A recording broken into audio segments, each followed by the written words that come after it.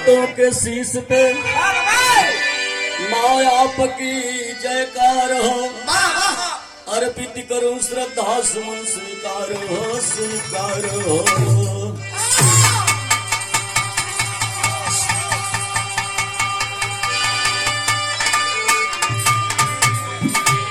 हे विंध्यवासिनी भवानी अंबिके, चरणों में नमस्कार है हमारा कहासनी। कृष्ण की बड़ी बहन नंद कुल में जन्म लीन, कल सुरेश पानी का खंडवासी।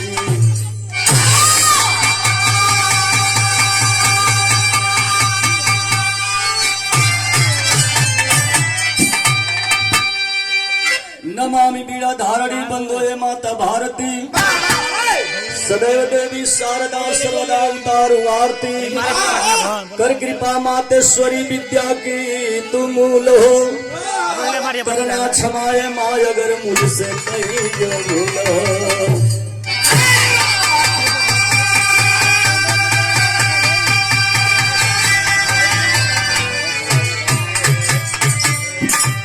नमामि कृपा सिंधु करुणा स्वरूपम, निरक्षर जगत साक्षी रूपम नमामि। नमामि सकल वेद वंदित वरीशम, अलख आदि अविनाशी देवम नमामि। नमामि सकल दुष्ट नाशम कृपालम, परम भक्त वत्सल विसेवम नमामि।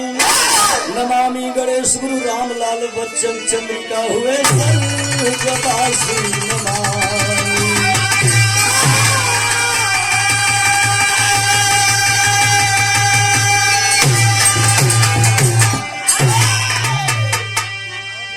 गिरिजापति लक्ष्मीपति भैसियापति श्री राम, आज भैयन के बीच है प्रभु जी राखो लाज घनश्याम।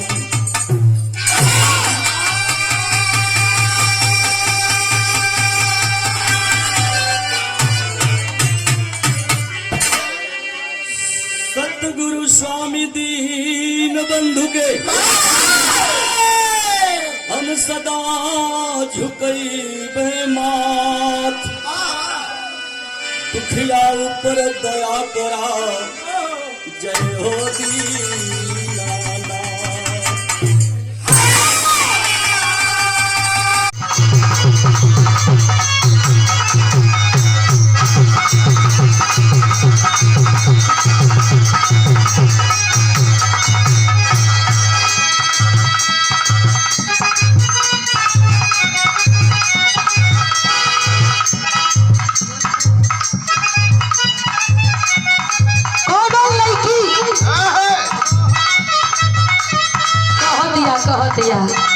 भगवान के दोष दे दिया।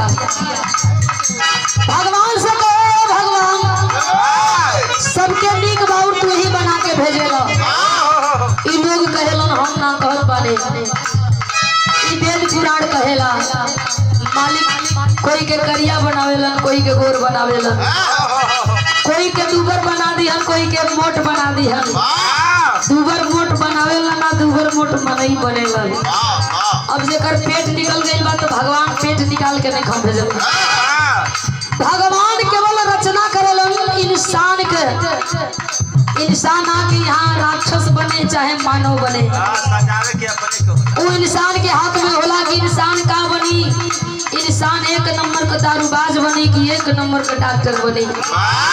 इस सब कुछ अपने पढ़ाई लिखाई, अपने संस्कार, अपने रहन सहन, अपने कल्चर पर निर्भर करेला। हमके का पसंद बा, हम का खाई, कहल जाला कि जे जैसन खाला वैसन ओकर विचार होला।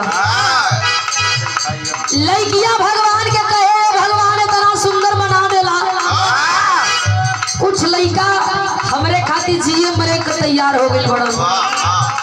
लइका में वो लइका ना जेकर मोछ जाम गइल बा, ऊ लइका मरे खातिर तैयार हो जौने का मोछ जामत एक का दुक्का, जौने का भाई पान ही आवता नौ छतिया।